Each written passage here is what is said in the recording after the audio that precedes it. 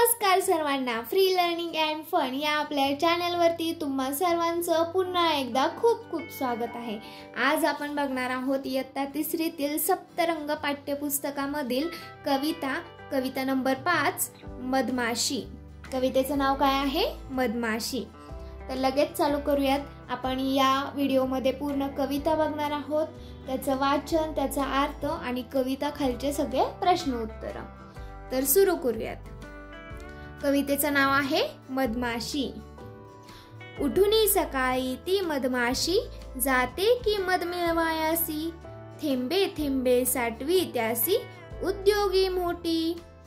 तर या कडव्याचा अर्थ काय होतो? मधमाशी सकाळी लवकर उठते आणि मध मिळवायला जाते, मध आणायला जाते आणि ते थोडे थोडे करून साठवून ठेवते।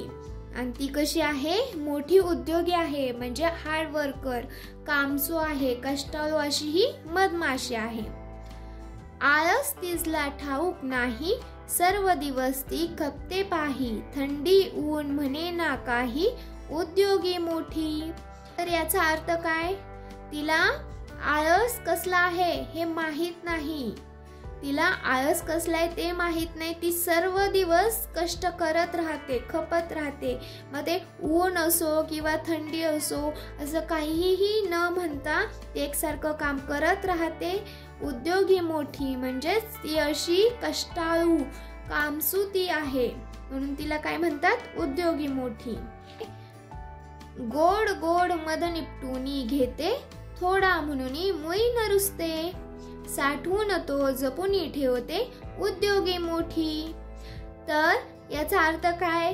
की गोड गोड मध ती घेते आणि थोडा आहे म्हणून ती रुसत नाही, तो थोडा थोडा मध साठवून ठेवते, जपून ठेवते, अशी ती कष्टाळू कामसू अशी मधमाशी आहे। या कडव्याचा तो अर्थ। पुढे, थोडाही गुण मिळता घ्यावा, साठा त्याचा नित्य करावा, कोणालाही तो शिकवावा, ठेवा हे चित्ती। याचा अर्थ काय आहे?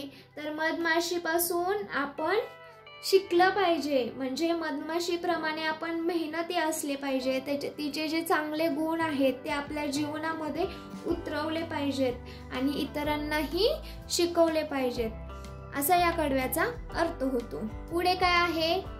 या अभ्यास करूया। पहिलं, एका वाक्यात उत्तरे लिहा। पहिला प्रश्न काय आहे? मधमाशी केव्हा उठते? तर बघा इकडे दिले आहे, मधमाशी सकाळी उठूनी ती मधमाशी, म्हणजे मधमाशी सकाळी उठते। दुसरं काय आहे?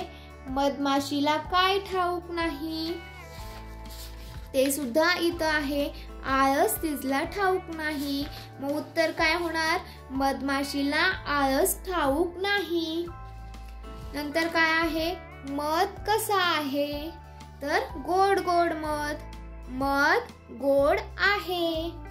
नंतर मधमाशी काय जपून ठेवते?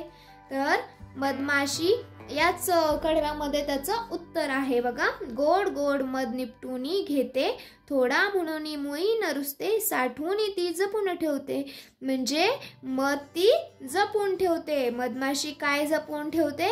तर मधमाशी मध जपून ठेवते। आता खालील कवितेच्या ओळी पूर्ण करा। आळस, आळस 2 नंबरचं कडवं।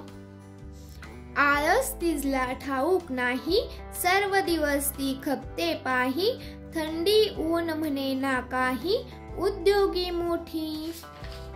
दुसरं आहे थोडाही, थोडाही गुण मिळता घ्यावा, साठा त्याचा नित्य करावा, कोणालाही तो शिकवावा, ठेवा हे चित्ती। आता पुढं मधमाशीचे वर्णन करा। आता याच्यात उत्तर काय लिहिणार तुम्ही? जे आपण एक कविता वाचन करताना त्याचा अर्थ बघितलात ना, तो अर्थच ह्या उत्तरामध्ये लिहायचा आहे। तर आपण आता मी तुम्हाला शॉर्ट मध्ये याचं उत्तर सांगते कसं लिहायचं। तर मधमाशीचे वर्णन करा। तर काय करायचं? पहिल्यांदा मधमाशी ही सकाळी लवकर उठते आणि मध मिळवायला जाते, म्हणजेच किंवा घ्यायला जाते असं लिहिलं तरी चालू शकतं। तिला कधीही आळस येत नाही, ती कधी ऊन थंडी बघत नाही. ती अशी गोड गोड मध घेऊन येते आणि जरी थोडासा मध तिला मिळाला ना तरी ती रुसत नाही. तो थोडा मधच ती जपून ठेवते. ती खूप कष्टाळू आहे, कामसू आहे. आता पुढे चौथा प्रश्न, जोड्या जुळवा. अ गट ब गट. पहिल्यांदा काय करायचं, अ गट वाचून घेऊयात आणि नंतर ब गट वाचून घेऊयात. अ गट चैत्र, वैशाख, श्रावण, आषाढ, भाद्रपद, आश्विन. ब गट ढग, पाऊस, ऊन, पालवी, दिवाळी, गणपती. चैत्र पालवी. वैशाखामध्ये असतं ऊन. श्रावणामध्ये असतो पाऊस. आषाढामध्ये असतो ढग. भाद्रपदामध्ये असतो गणपती. अश्विनमध्ये दिवाळी. आता पुढचं ज्ञान भाषा. विरुद्धार्थी शब्द लिहा. सकाळ संध्याकाळ, गुण अवगुण, उद्योगी आळशी, थोडा जास्त, गोड कडू, दिवस रात्र.